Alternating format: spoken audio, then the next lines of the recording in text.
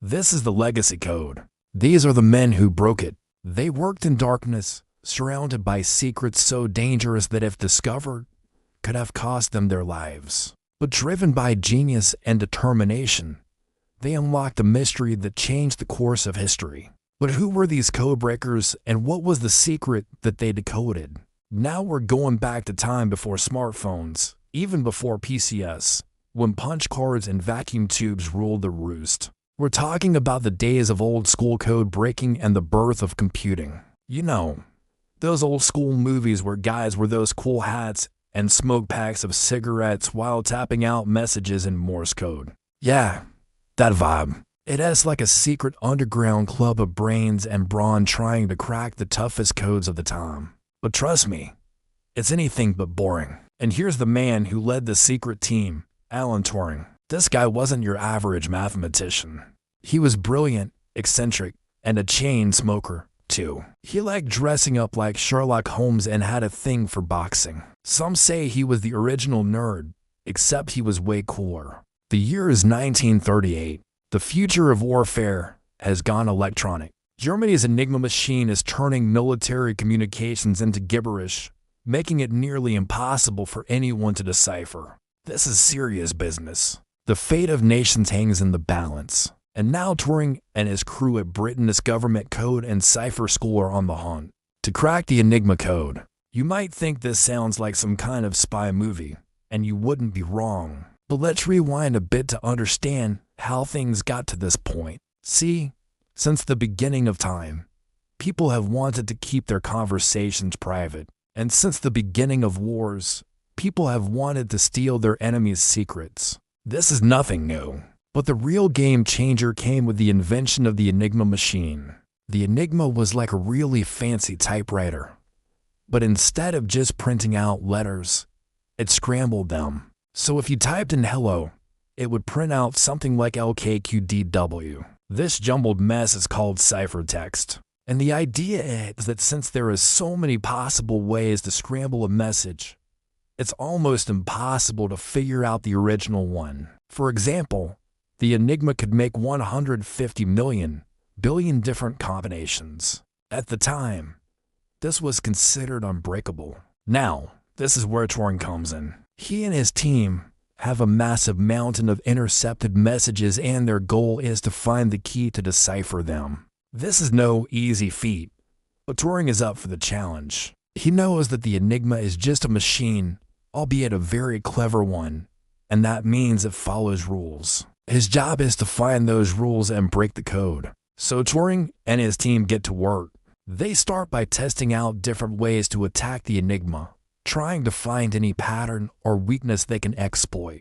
After weeks of hard work, they finally hit pay dirt. They discover that the Enigma has a weakness and that it changes its code every day. This is a big break, but it also presents a new challenge. Every single Enigma machine does this. So if they want to keep getting messages, they need to stay one step ahead of the Germans. So they set up a whole bunch of devices to intercept German signals and then develop new ways to crack the code. This is where things get really interesting. In 1939, the British government gives Turing a big pile of cash to build a machine that can do the heavy lifting of code breaking. This is a big deal because it's basically the first ever general-purpose computer. It's called the bomb, and it was a marvel of engineering. The bomb was huge, taking up a whole room and weighing several tons. It was made up of dozens of interconnected devices, including clockwork motors, rotors, and cables. The bomb didn't have a screen or keyboard, but rather it used lights and sound to show its results. If you hear a click and see a light flash, that means one possibility has been eliminated. If you hear several clicks and see several lights flash, that means several possibilities have been eliminated. And when the bomb found the right answer, all the lights would turn green and the machine would stop making noise. It was like a giant laser printer, except instead of printing out documents, it was solving complex math problems. And unlike a laser printer, it was mind-bogglingly fast. It could test thousands of possibilities in just a few seconds. And here's the best part. It's all done mechanically. There's no electricity involved. This is because Turing wanted to make sure that his machine wasn't dependent on things like vacuum tubes, which were known to be unreliable. He wanted to build a machine that was as reliable as a clock, and he succeeds. The bonfire ran for weeks without breaking down, and when it did break down, it was usually because someone forgot to put enough oil in the gears. When the bombs were turned on for the first time, it was like watching a miracle happen. They could test more possibilities in a day than hundreds of people could test in a lifetime. But wait, this is where things get a little weird. You see, the bomb didn't actually solve the problem. It just helped Turing and his team narrow down the possibilities. For example, if the bomb eliminated 99% of the possibilities, Turing and his team would still have to go through the remaining 1% by hand. But even this was a huge improvement. It meant that instead of spending months on a single message, Turing and his team could decode one in a matter of hours. In fact, the bombs were so good that they started to find messages that had never been encrypted in the first place. How is that even possible? Well, it turns out that the Enigma wasn't perfect. Sometimes it made mistakes, and those mistakes were so random that they were practically undetectable by humans. But the bombs were able to pick up on these tiny errors and decode the messages anyway. In the end, Turing and his team broke the Enigma code more than 100 times during World War II. And that's not counting all the other codes they cracked.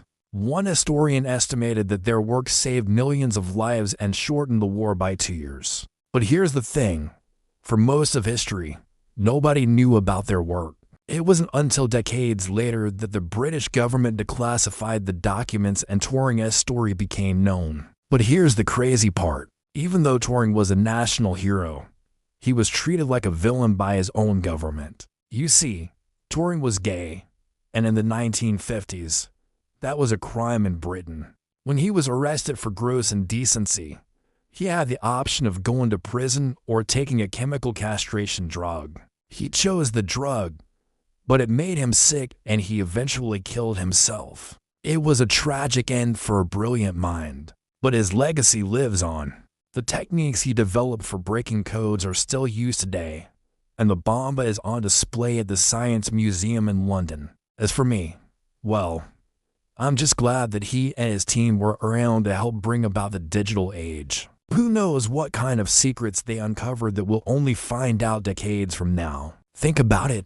Can you imagine a world without computers or the internet? Without Turing, that might have been our reality. I know I wouldn't be here making videos if it wasn't for him. So thank you, Alan Turing. You may not have been the first person to invent the computer, but you were definitely one of the most important. If you've enjoyed this video, check out more content for more stories of history's unsung heroes. We've got everything from pirates to space travel to the Cold War. Trust me, you won't be bored. As always, thanks for watching. And remember, if you're ever stuck in a boring lecture, just think about all the code breakers out there working in secret to keep us safe. They might not be saving the world in capes and tights, but they're definitely making it a better place.